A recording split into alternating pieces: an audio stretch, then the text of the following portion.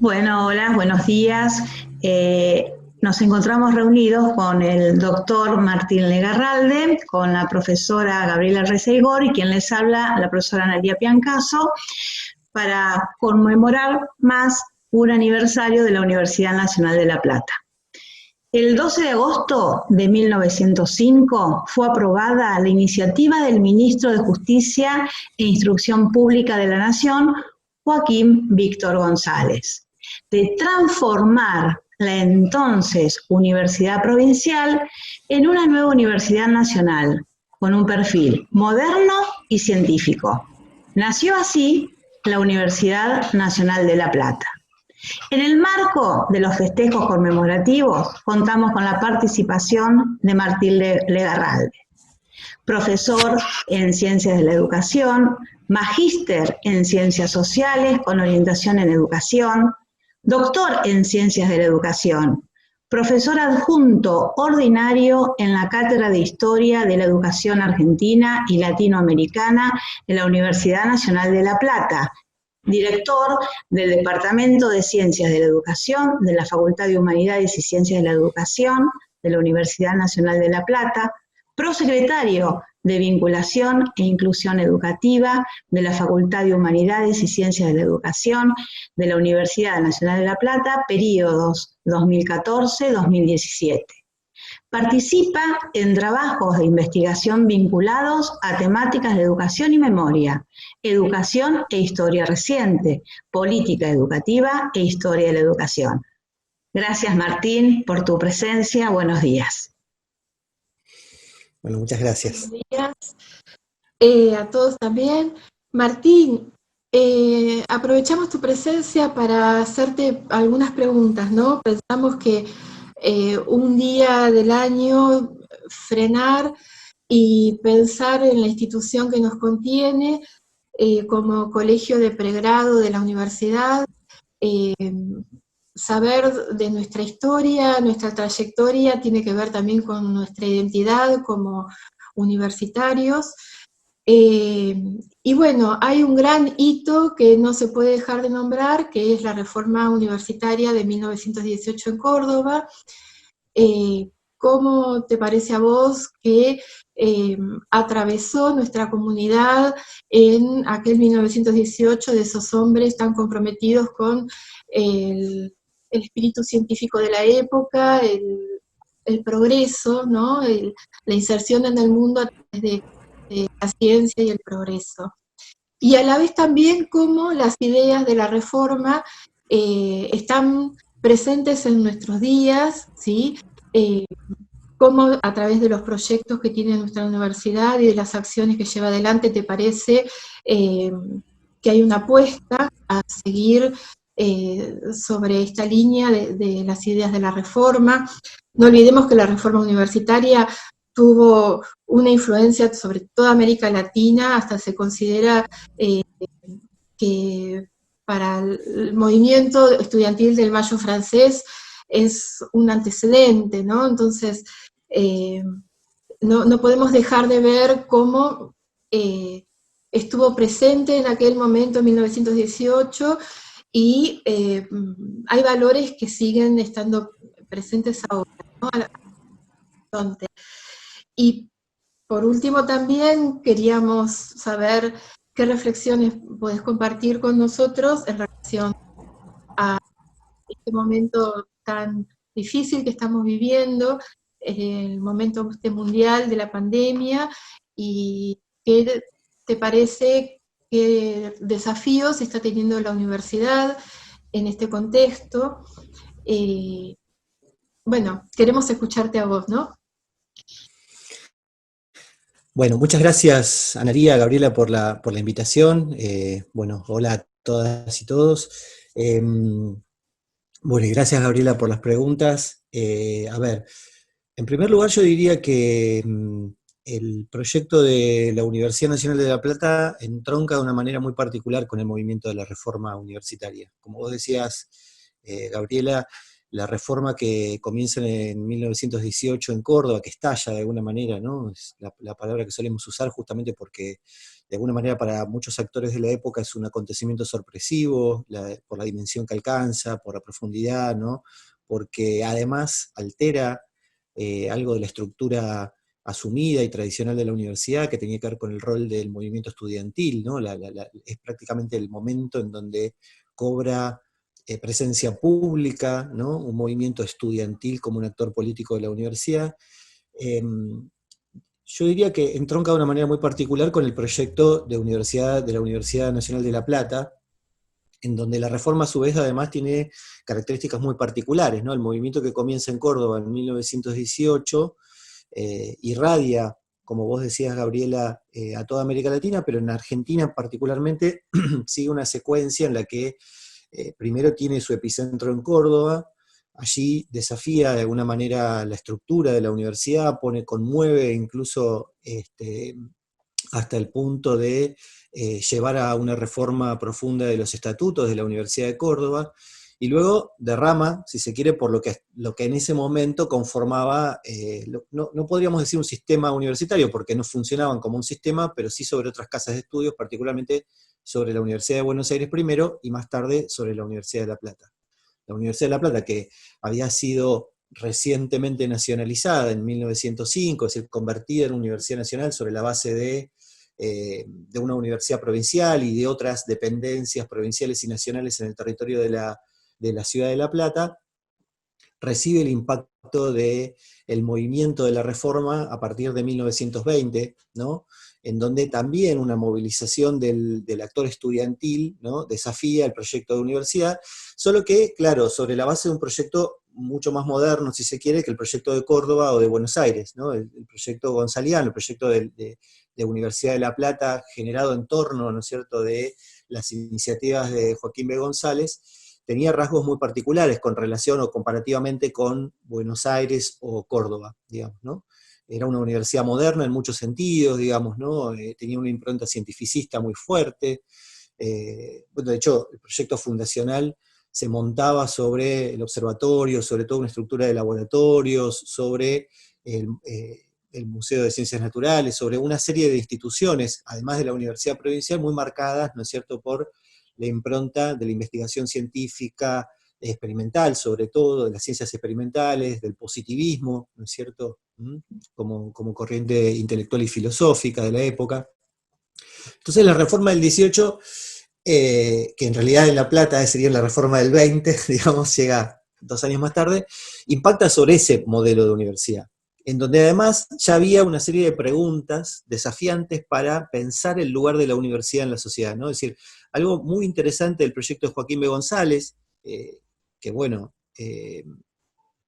en algunos rasgos puede ser caracterizado como elitista, como, bueno, de alguna manera parte, ¿no es cierto?, de un clima de época en donde la universidad, digamos, era pensada como una institución de élite. De todas formas, ese mismo proyecto que tenía ese rasgo o esos rasgos que se pueden ver, bueno, desde la estructura edilicia hasta las formas de reclutamiento del estudiantado, ese mismo proyecto de González incluía serias preguntas sobre el papel de la universidad en la sociedad. En particular, González ha sido caracterizado, ¿no?, el personaje, ¿no?, ha sido caracterizado como bueno, una figura intelectual dentro del régimen conservador, de los grupos conservadores de comienzo del siglo XX, pero con inquietudes de reforma social, ¿no? Y su proyecto de universidad contiene esos elementos, es decir, es un proyecto cientificista, es un proyecto que tiene rasgos elitistas, como también lo tenía Córdoba y Buenos Aires, pero incluye serias preguntas sobre qué papel van a desempeñar los universitarios en relación con la sociedad, ¿no? Y supone, digamos, González piensa, imagina para esa Universidad de La Plata un papel de promotor y hasta de cierta vanguardia, si se quiere, en relación con los procesos de reforma social, ¿no?, de modernización social de comienzos del siglo, ¿no?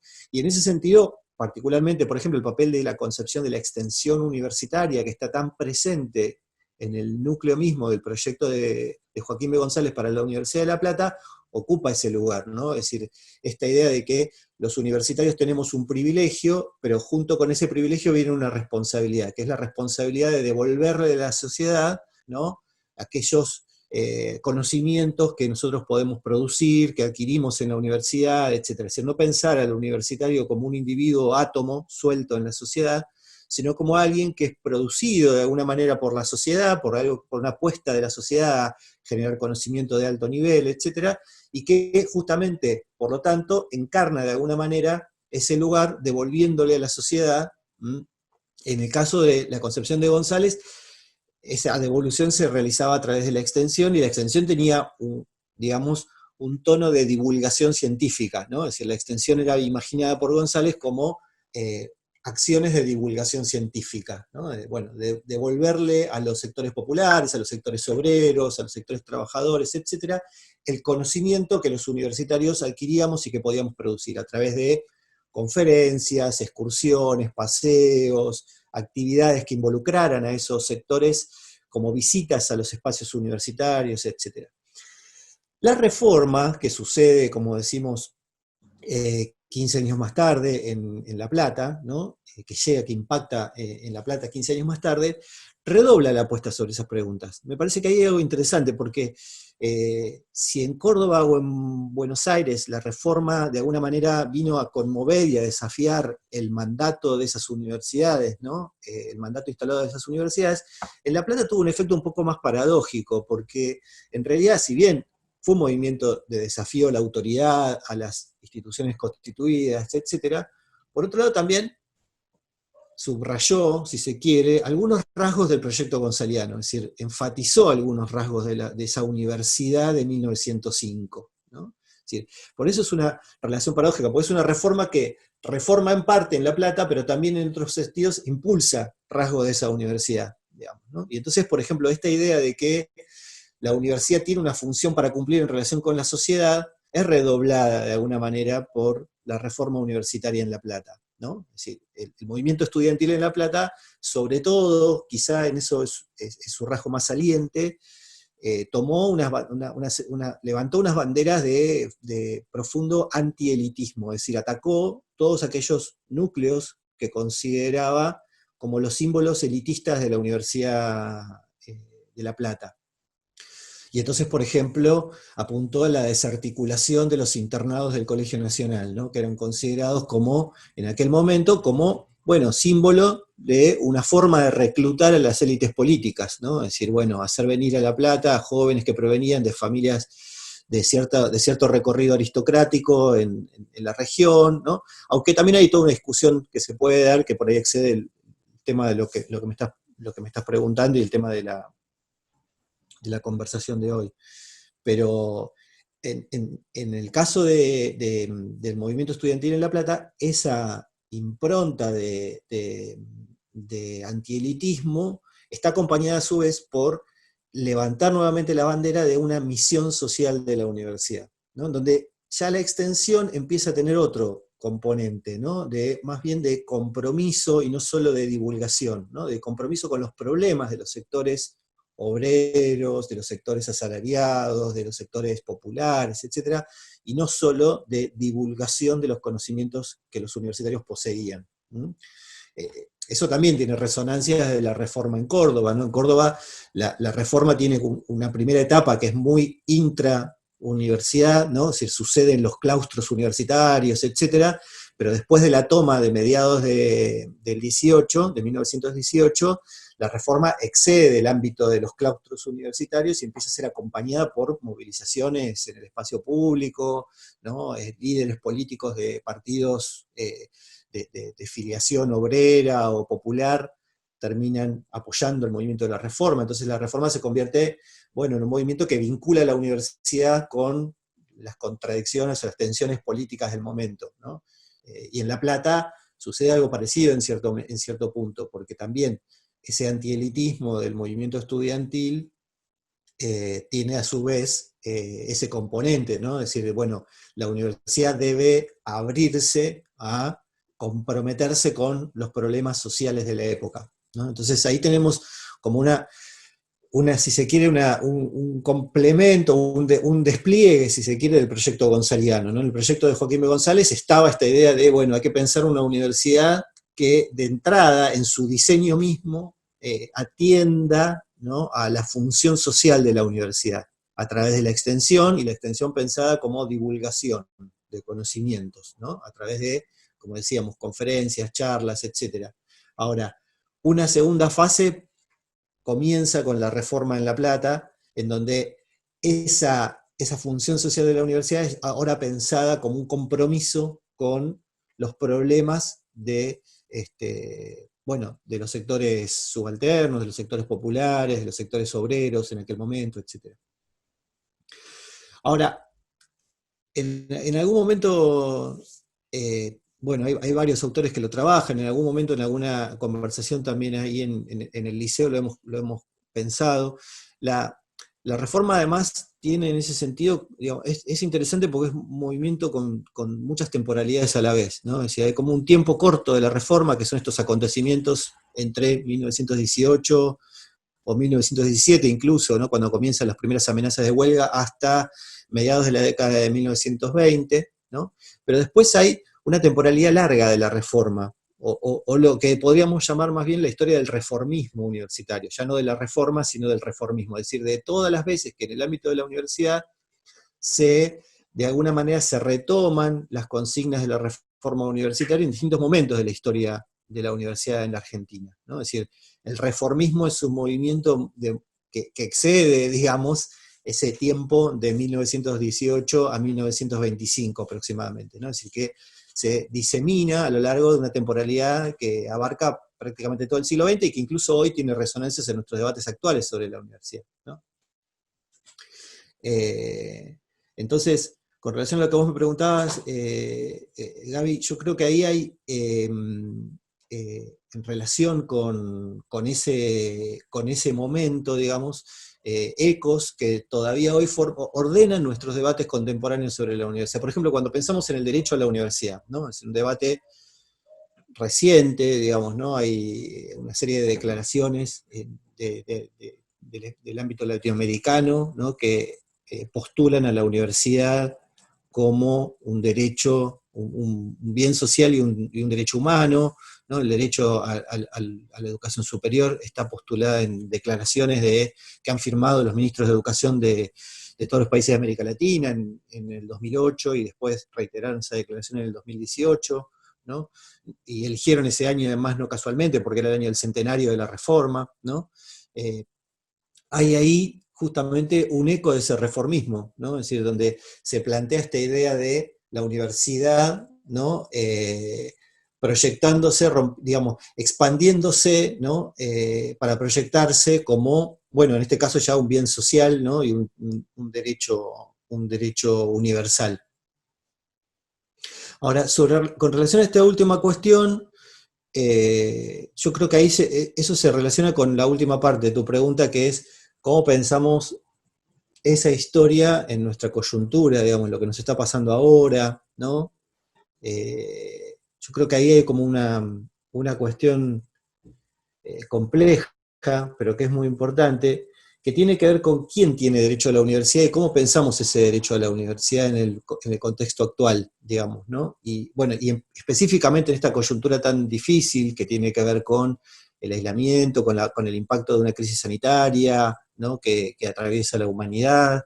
Ahí es interesante pensar, creo yo, que esa idea gonzaliana de la universidad con una función social que después se redobla como apuesta con la reforma universitaria, también tiene eco en los debates actuales sobre el derecho a la universidad, en el sentido de quién es el sujeto de ese derecho. Es decir, ¿es el individuo suelto el sujeto de ese derecho o es la sociedad el sujeto de ese derecho? Es decir, ¿quién tiene derecho a la universidad? ¿El individuo, la persona suelta que entra a la universidad, ese es su recorrido y se lleva un título y después adquiere esa identidad de universitario porque pasó por la universidad, o hay otro sujeto de ese derecho, ¿no?, que sería la sociedad más en general, ¿no?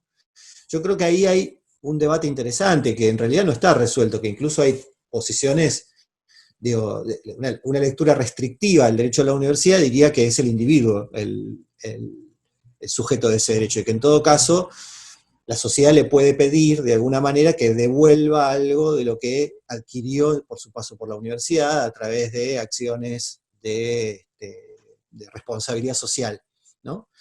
Pero, por otro lado, la universidad como institución, como comunidad incluso, ¿no? También tiene la capacidad de garantizarle a la sociedad el derecho a la universidad, digamos, ¿no? Es decir, porque a veces se nos plantea, digo, a mí me parece, por ahí le doy esta vuelta, ¿no? Me parece interesante tu pregunta por el lado de que a veces se nos plantea a los universitarios, a la comunidad universitaria, este dilema falso, en mi opinión, de, bueno, la sociedad financia la universidad para que solo se beneficien de la universidad un grupo reducido de la población, que es aquel que accede a los estudios universitarios. Y en realidad había que preguntarse si solo ese Y eso sector se termina beneficia de la justificando, universidad. ¿no? Termina justificando Sí, el que puede ir, que lo pague. O sea, un debate, por suerte, que quedó exactamente. unos años atrás, pero nada, que perduró bastante, ¿no? En el imaginario Sí, de muchos. Perdón. totalmente.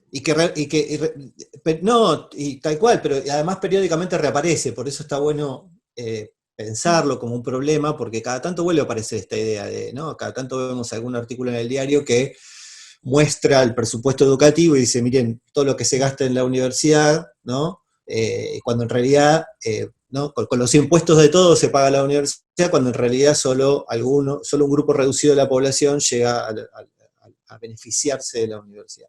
Y en realidad, si nosotros vemos, por ejemplo, la coyuntura actual, ¿no? En plena crisis sanitaria, las universidades trabajando en la investigación científica, produciendo conocimientos sobre políticas sanitarias, sobre tratamientos, produciendo información que permite, por ejemplo, la planificación sanitaria, desarrollando acciones en los barrios, ¿no es cierto?, de testeo, de acompañamiento a distintos grupos sociales.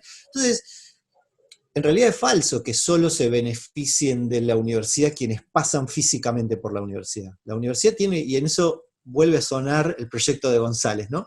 La universidad tiene un papel social no solo para los universitarios, ¿no? Tiene un impacto en la sociedad no solo para los universitarios. Y en ese sentido, la Argentina, particularmente, que ha tenido una apuesta histórica durante prácticamente todo el siglo XX de expansión de su sistema universitario sobre la base de la matriz reformista, creo que tiene un capital enorme, ¿no? Porque las universidades constituyen, ¿no es cierto?, un puntal, digamos, en momentos de crisis, ¿no? Lo hemos vivido, bueno, quizá para la generación de quienes hoy están en la escuela no es una experiencia tan cercana, pero para quienes ya tenemos otros recorridos, lo hemos vivido en el 2001 incluso, ¿no? Las crisis, ¿no? del 2001, el papel de las universidades, ¿no es cierto?, en los procesos de recuperación, ¿no? En muchos sentidos, desarrollando tareas en relación con los sectores populares, pero también alojando a la militancia estudiantil, siendo un espacio de debate de las formas de pensar la salida de esas crisis. En la actualidad, yo creo, en la coyuntura de la crisis sanitaria, las universidades desempeñan nuevamente un papel importantísimo. Hoy por hoy, creo que se están desarrollando además una serie de investigaciones, no solo en términos sanitarios, sino para pensar en el campo de la política educativa, en el campo de la política laboral, económica, etcétera, investigaciones muy serias en el ámbito de la universidad, destinadas a aportar a las políticas públicas para poder superar las instancias de crisis. Entonces, eso nos habla, yo pienso, nos conecta el presente con aquel proyecto de González, ¿no? Y de la reforma universitaria también, ¿no? Esta idea de que la universidad, en ese sentido, es, sin duda, digamos, un espacio de crecimiento de quienes atravesamos por ella, ¿no? O sea, nos marca, nos constituyen universitarios, ¿no? Nos provee de una identidad de alguna manera, y nosotros nos beneficiamos de esa identidad porque, bueno, es una identidad que nos permite, nos abre muchas puertas en la vida social, pública, laboral, personal. Es una identidad que tiene un prestigio, un reconocimiento social, que incluso a pesar de que la universidad ha sido muy atacada, lo sostiene, ¿no? Sostiene ese prestigio, etcétera. Pero no somos los únicos destinatarios de lo que la universidad genera o produce, digamos, ¿no? Sino que hay allí también una función, para decirlo de alguna manera simplificadora, una función de la universidad que se derrama, que aborda, que abarca, digamos así, a la sociedad como sujeto, digamos, ¿no? Que está pensando en la sociedad como sujeto, ¿no? Y eso también, yo creo que nos tensiona permanentemente a los universitarios y universitarias, ¿no? O sea, pensar que los debates que nosotros nos damos, los temas que nos interesan, los temas que estudiamos, o los que nos formamos, o que nos preocupan, etcétera, nos interesan a nosotros, pero además nos interesan porque la sociedad apostó en nosotros algo que, bueno, que en algún punto tiene un sentido para toda la sociedad, digamos, ¿no? Es decir, en momentos como estos, en momentos críticos, ¿no? Nosotros tenemos una responsabilidad en relación con nuestra voz pública, por ejemplo, ¿no? Con lo que salimos a decir en el ámbito público, o con lo que investigamos cuando somos investigadores, o en nuestra labor cotidiana, en nuestros ámbitos de desempeño profesional, si somos profesionales universitarios, ¿no? En todos esos ámbitos, nosotros somos la voz de la universidad, cumpliendo de alguna manera con aquel mandato gonzaliano de la función social de la universidad, ¿no? Y yo me quedo pensando también si también no es un espacio rico para la autopercepción como sujetos políticos, ¿no? Y bueno, ir en contra de un pensamiento mediático en donde lo político solo es partidario y en cambio en el ámbito universitario podemos abonar la idea del pensamiento político como compromiso con la sociedad desde cualquiera de las carreras, más que cada vez más los equipos de investigación son interdisciplinarios sí o sí prácticamente, no hay investigación que se pueda hacer desde una sola área o de una sola disciplina. Y entonces la reflexión sobre la responsabilidad política, ¿no? En estos tiempos creo que, no sé, como que está fuerte, una percepción mía, no sé. Sí, yo coincido fuertemente. Y incluso, ¿sabés qué? Yo creo que nos muestra, la coyuntura más inmediata nos muestra también que las políticas de producción y circulación del conocimiento en los que las universidades y el sistema universitario en la Argentina tiene un papel tan importante, ¿no? El modelo argentino de producción de conocimiento tiene un lugar destacado en las universidades, que no en todos los países es igual, ¿no? En algunos hay instituciones de un sistema más bien paralelo a las universidades, que es un sistema de producción de conocimiento, de agencias de investigación, y en otros países incluso hay un sector privado que desarrolla mucha investigación científica por fuera de las universidades. Pero en la Argentina, uno de los nodos de producción de conocimiento, ¿no? De investigación y de producción de conocimiento son las universidades de manera destacada. Y en la actualidad, todas estas corrientes que quizá discuten, ¿no? La validez del conocimiento científico, nos devuelven también creo yo, esto que vos decís, Gaby, me parece súper importante, nos devuelven también una especie de conciencia de que hay también una politicidad intrínseca, digamos, en los procesos de producción de conocimiento, incluso cuando a veces uno está investigando cosas que parezca que no tienen ese componente, digamos, ¿no? Gente que investiga en el campo de la biología sobre la producción de vacunas, sobre el tratamiento de virus, etcétera. Bueno, estos momentos nos muestran también que ahí también hay una apuesta de orden político, digamos, ¿no? En pensar el valor de esa producción de conocimiento, en que la sociedad destine recursos a que esa producción de conocimiento se sostenga, a que se realice de manera autónoma, y entonces también, de alguna manera, porque ahí hay toda una otra dimensión en la que no entramos, que es de orden geopolítico, si querés, ¿no? Que tiene que ver con las relaciones de dependencia respecto de los grandes centros mundiales de producción de conocimiento, ¿no? Entonces, bueno, ahí también hay otra función social de la universidad a escala local, que es lograr que nuestra sociedad no sea tan dependiente del conocimiento que se produce en otros lugares del mundo, digamos, ¿no? Sino que pueda, en momentos críticos como este, echar mano de recursos propios, digamos, para enfrentar esas situaciones de crisis, ¿no? Y la universidad también tiene un papel destacadísimo, porque si la universidad no produjera eso, bueno, hoy estaríamos esperando, ¿no? Bueno, eso, el auxilio de otros lugares del mundo en muchos aspectos de nuestras decisiones cotidianas. Bueno, entonces creo que está bueno esto que decís sobre cómo nos pensamos como sujetos políticos más allá, digo, no en términos partidarios estrictamente, sino sobre todo en la politicidad de nuestra identidad como universitarios, digamos, ¿no? Nuestro involucramiento en los procesos de producción y circulación de conocimiento y de saber, digamos, ¿no? Bueno, yo creo que redondito, me encantó escucharte, charlar.